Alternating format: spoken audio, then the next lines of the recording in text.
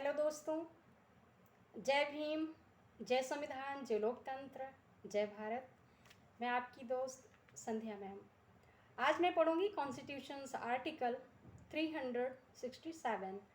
367 क्या बताता है, इसके बारे में पढ़ूंगी।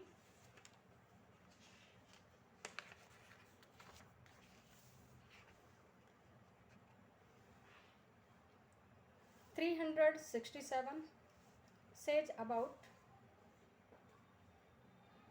the interpretation यानी निर्वचन और व्याख्या। तो शुरू करें।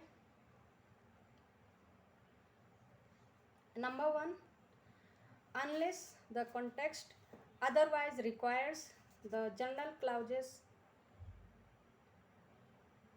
Act 1897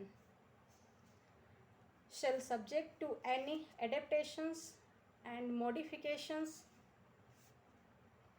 that may be made therein under Article 372 apply for the interpretation of this Constitution as it applies for the interpretation of an act of the legislature of the Dominion of India.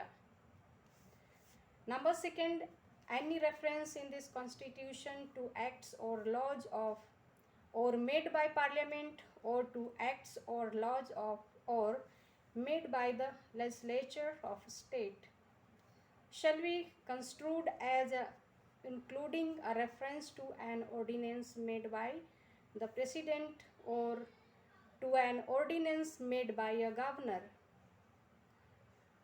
as the case may be.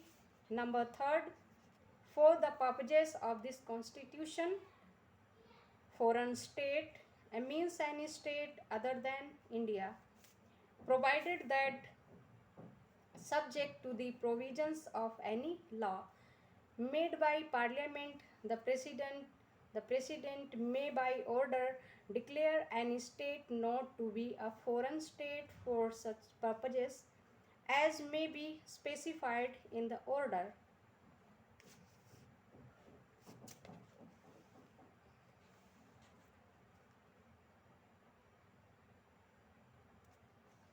अब हिंदी में पढ़ लूँ। संविधान का अनुच्छेद 367 बताता है निर्वचन के बारे में, इंटरप्रिटेशन के बारे में। नंबर 1, जब तक कि संदर्भ से अन्यथा अपेक्षित ना हो। इस संविधान के निर्वचन के लिए साधारण खंड अधिनियम 1897 से ऐसे अनुकूलनों और रूपांतरणों के अधीन रहते हुए जो अनुच्छेद 372 के अधीन उसमें किए जाएं वैसे ही लागू होगा जैसे वे भारत डोमिनियन के विधानमंडल के किसी अधिनियम के निर्वचन के लिए लागू होता है। नंबर 2 यानी नंबर 2, इस संविधान में संसद के या उसके द्वारा बनाए गए अधिनियमों या विधियों के प्रति किसी निर्देश का अथवा किसी राज्य के विधानमंडल के या उसके द्वारा बनाए गए अधिनियमों या विधियों के प्रति किसी निर्देश का यह अर्थ लगाया जाएगा कि उसके अंतर्गत यथास्थित राष्ट्रपति द्वारा निर्मित अध्यादेश या किसी राज्यपाल द्वारा निर्मित अध्यादेश के प्रति निर्देश हैं। नंबर 3, इस संविधान के प्रयोजनों के लिए विदेशी राज्य से भारत से भिन्न कोई राज्य अभिप्रेत है, परंतु संसद के द्वारा बनाए गए किसी विधि के उपबंधों के अधीन रहते हुए राष्ट्रपति आदेश द्वारा ये घोषणा कर सकेगा कि कोई राज्य उन प्रयोजनों के लिए जो उस आदेश में विनिर्दिष्ट किए जाए विदेशी राज्य नहीं। अब इसका संशोधन पढ़ लेती हूँ, कुछ हुआ है इसमें फेरबदल, कुछ लेटर्स या वर्ड्स के बारे में। नंबर 1, संविधान 46वां संशोधन अधिनियम 1982 की धारा 4 द्वारा अंतःस्थापित। नंबर 2, संविधान 7वां संशोधन अधिनियम 1956 की धारा 29 और अनुसूची द्वारा खंड 30 के स्थान पर प्रतिस्थापित। नंबर 3, संविधान 7वां संशोधन अधिनियम 1956 की धारा 29 और अनुसूची द्वारा पहली अनुसूची के भाग का या भाग खा में विनिर्दिष्ट शब्दों और अक्षरों का लोप किया गया। संविधान 7वां संशोधन अधिनियम 1956 की धारा 29 और अनुसूची द्वारा या राज्य प्रमुख शब्दों का लोप किया गया है। नंबर 5, संविधान विदेशी राज्यों के बारे में घोषणा आदेश 1950 संख्या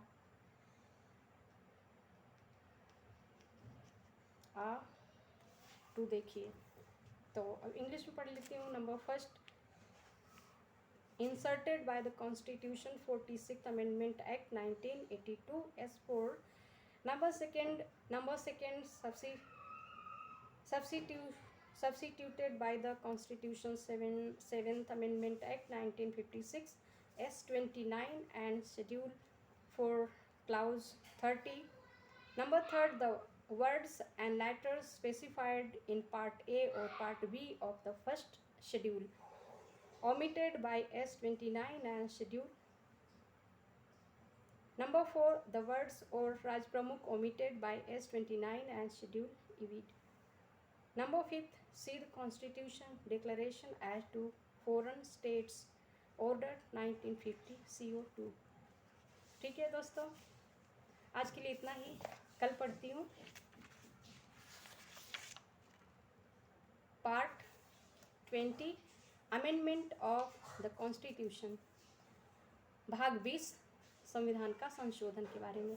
संविधान का संशोधन कैसे किया जाता है उसके बारे में अगला वीडियो बनाऊंगी। तब तक के लिए जय भीम, जय संविधान, जय लोकतंत्र, जय भारत। और संविधान को रीड करते रहें, लोगों को अवेयर कराते रहें। और संविधान के पढ़ने का और मेरे वीडियो बनाने का मात्र एक यही उद्देश्य है,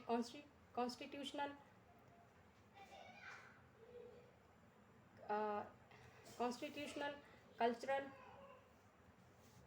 वैल्यूज़ को बढ़ाना है और संपूर्ण संविधान को पढ़ना है। संविधान के प्रत्येक अनुच्छेद को पढ़ना है और घर घर संविधान के जो ज्ञान को पहुंचाना है, यही मेरा लक्ष्य है। जय भीम।